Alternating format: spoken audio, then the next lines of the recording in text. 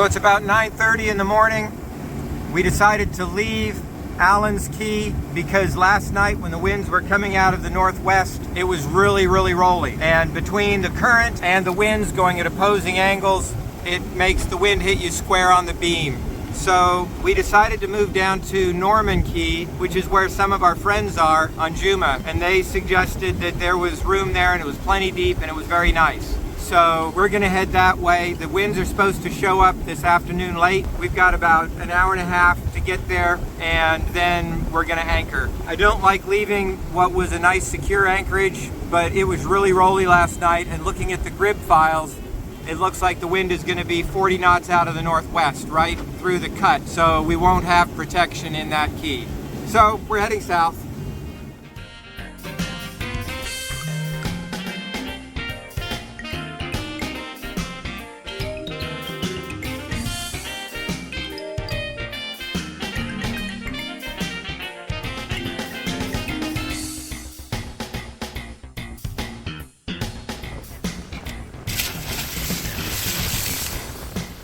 Hey guys, I use a couple of things to get weather. I use Predict Wind, but when we don't have internet access, I use either Airmail or WinLink. WinLink is for hams. Airmail is for marine mobile, single sideband. I usually check both, but you can download grid files. You can also download satellite images, which is what I'm doing right now. I'm getting the s2e13 satellite images. We're getting ready for some winds that are coming up on Monday night and Tuesday, and so I want to make sure that I have current weather before that happens. So this connects over Bluetooth to the ham radio over there, and it can send email, it can up and download NOAA files and grid files. So this is our communications when we're outside of internet access. There are a whole lot of shore stations that support this. Ham radio operators connect their ham radios to the internet so that I can call their ham radio, and their radio can go across the internet to NOAA and get the satellite images or the grid files or the forecast files, and then they send them to me. Or they have an email gateway so that I can send email through them to anyone else. So this is the storm that's coming. We were north of this about 8 miles, and we would have been right underneath that thunderstorm the whole way, so we missed the edge of this thunderstorm, but it's coming. The winds have finally started shifting around to the southwest. They're going to clock around to the west and the north as this low passes north of us. The air pressure's fallen to 2950 from 3000, from 3000. So as the winds were from the south, we've been rolling pretty good, but now they're starting to come around more from the west, and we're rolling less. Hannah made cabbage and carrots and sausage and potatoes and sweet potatoes for dinner. Why did we make this dinner? Because one of our potatoes was rotten. We've had very bad luck with potatoes. Mojo over there is rocking something fierce. I feel sorry for them. He's rocked bad enough to put his rail in the water a couple of times. And the rain is starting.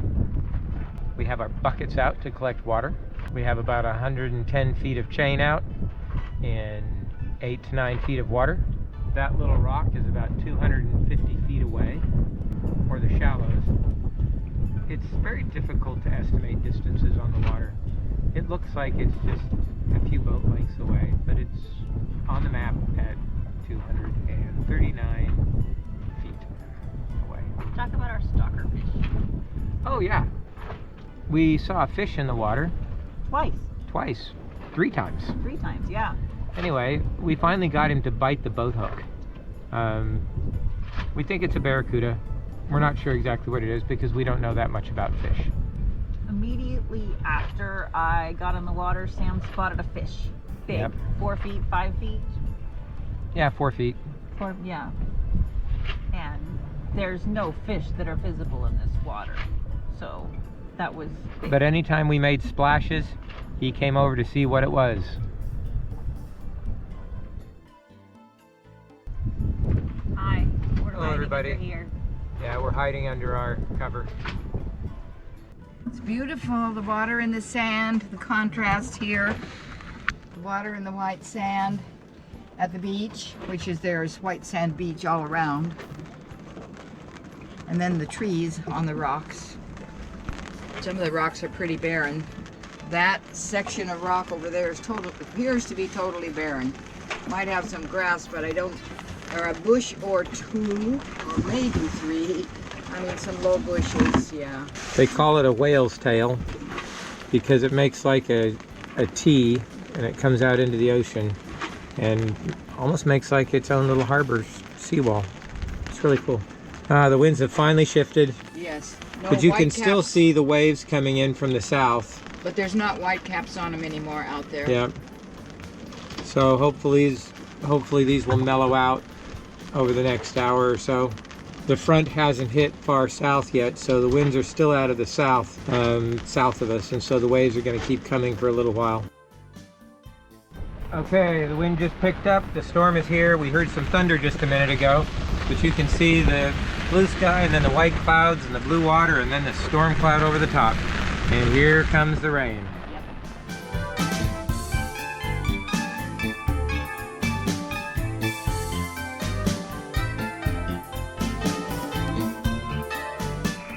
The storms have sort of cleared out. Winds are 25 gust 30. They're out of the north to the northeast. But the rain keeps coming through about every hour. There's another rain band comes through. Looks like there's another one coming soon. You can see it's dark out there. It's headed our way. That camo catamaran pulled in the night. They were anchored farther out. I guess they got beat up enough they decided to come tie up a little closer to shore like we did.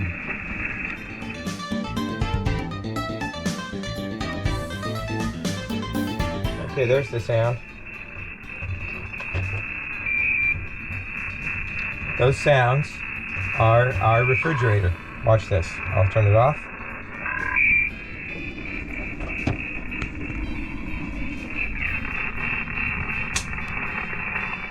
And quiet.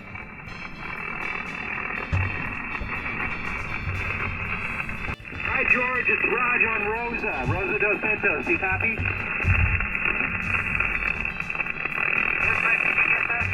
I did, I heard Rosa. Good morning.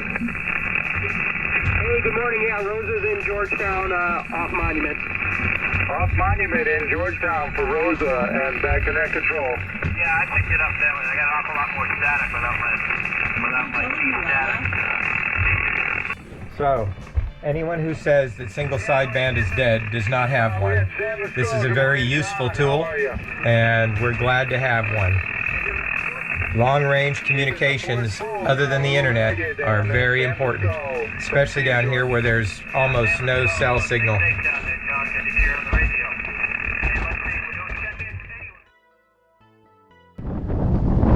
So we just left Norman Key. We're en route to Staniel Cay. We've got 5 to 6 foot swells with some breakers and whitecaps. As you can see, winds are 23 knots right now. We're heading 138. So we're on a broad reach right now. We're doing about 7 knots with just the Genoa. We've got about 30 miles to go.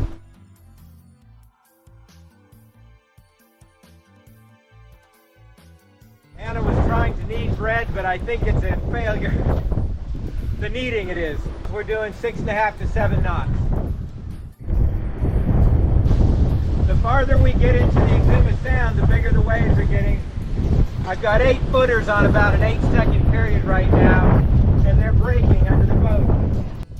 We're actually surfing down some of these waves a little bit. It's adding about a knot to our speed. At times, before we go back up. So we're averaging about 6.5 to 7, but sometimes it goes over 7 when we're going on the backside of some of these waves. You know, if we can make 7 knots on just one sail, and Then we'll great. be there in about 4.5 to 5 hours. Hopefully weather changes a little bit, but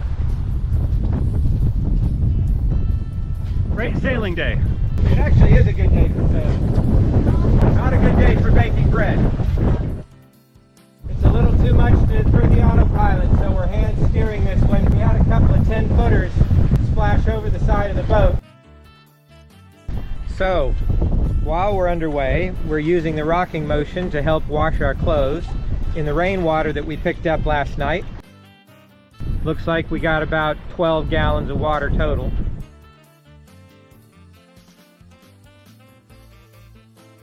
It's a bit rough to steer. It's really beautiful out here, actually. You can see the islands on the horizon just a little bit. We're going a little farther out offshore in order to draw more of a straight line with this point of sail towards Staniel Cay.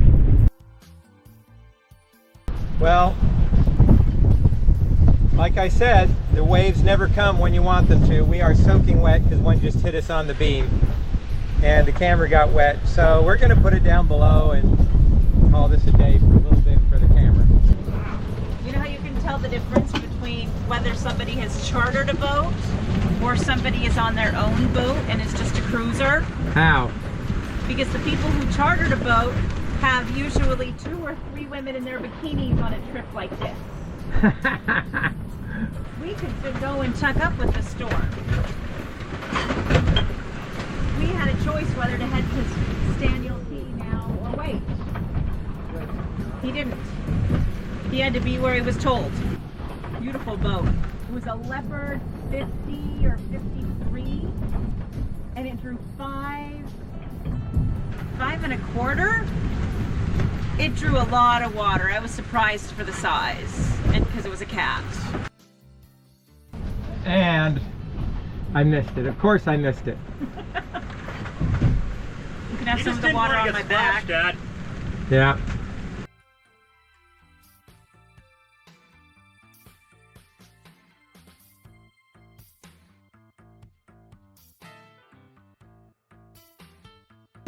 I'm trying to wait for a wave.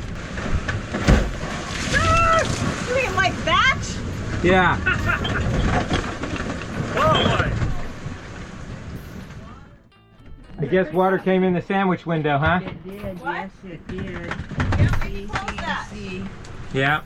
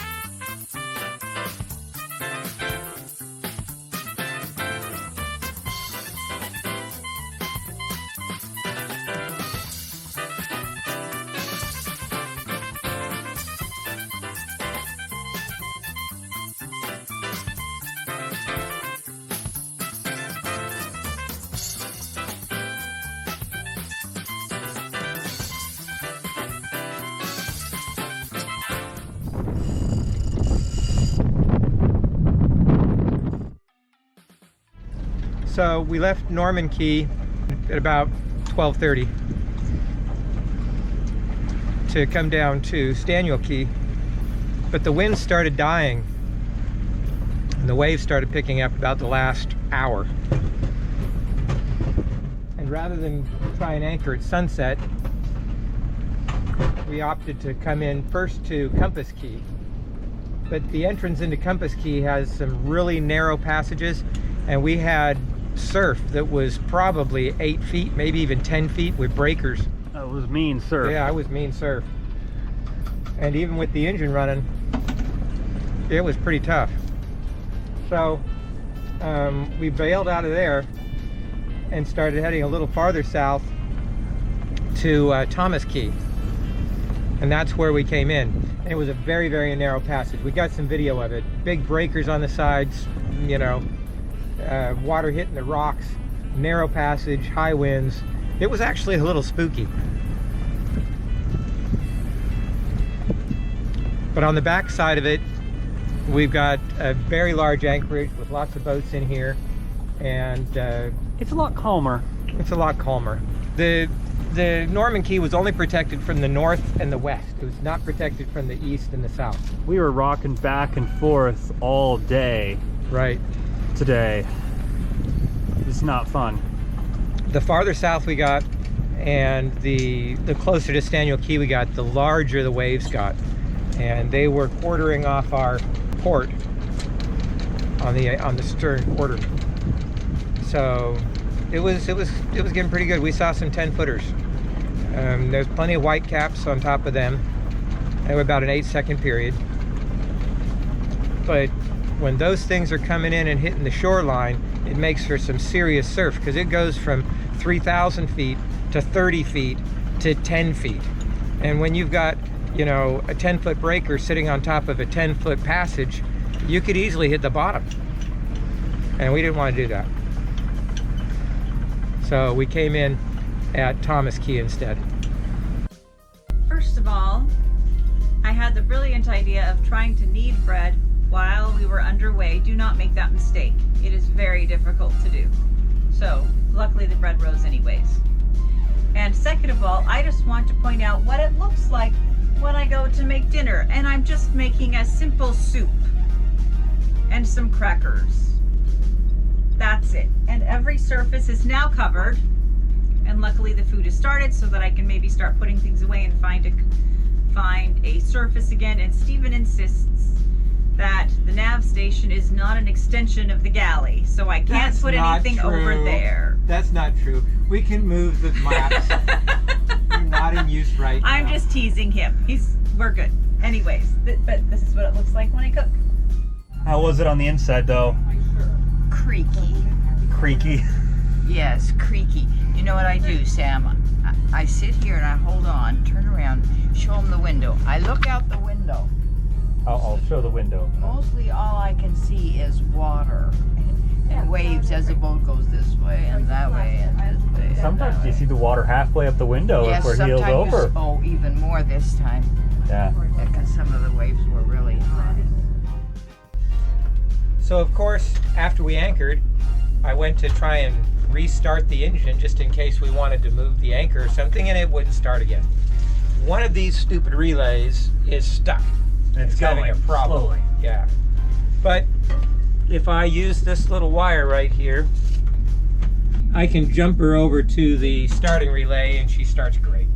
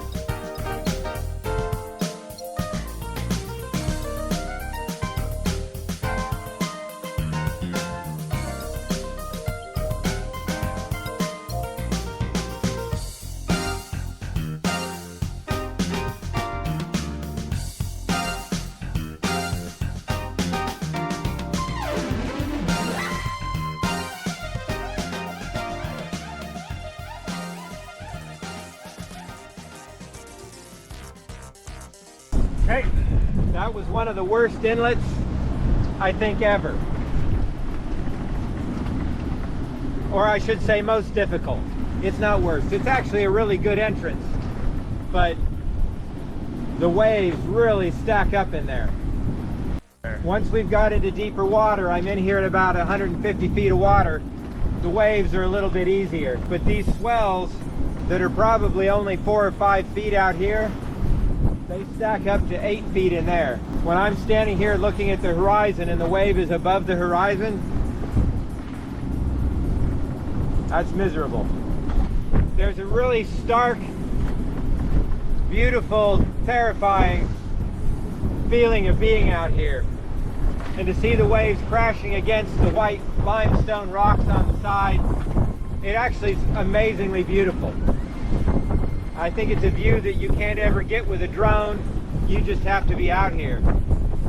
It's really cool. Every time the bow crashes through a wave or splashes in the sun like this, it looks like a million little diamonds.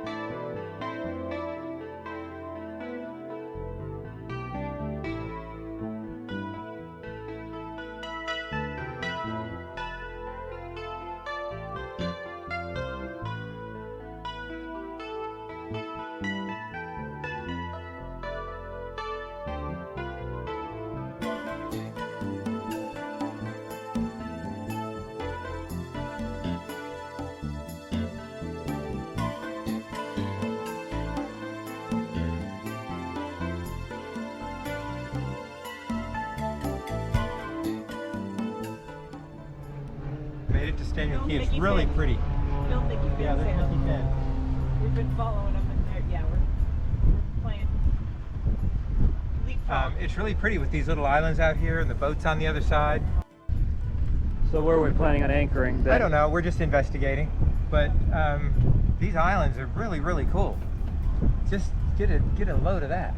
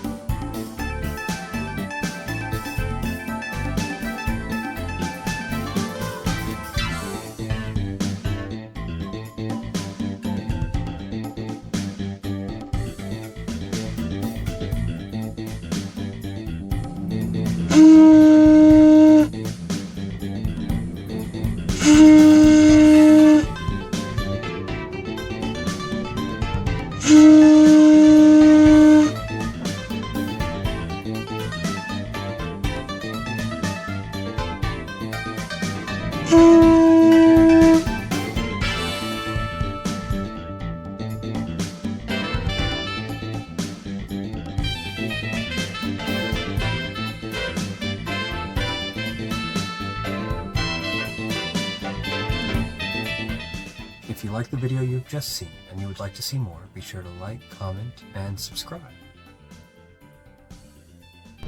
It looks really cool that way. Point the camera that way.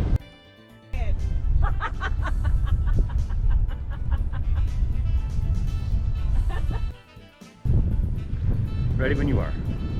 Mickey Finn keeps following us, we keep following them.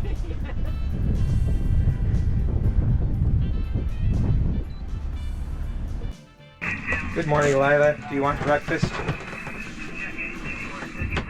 You don't like the camera, do you? She's like, why are you filming me?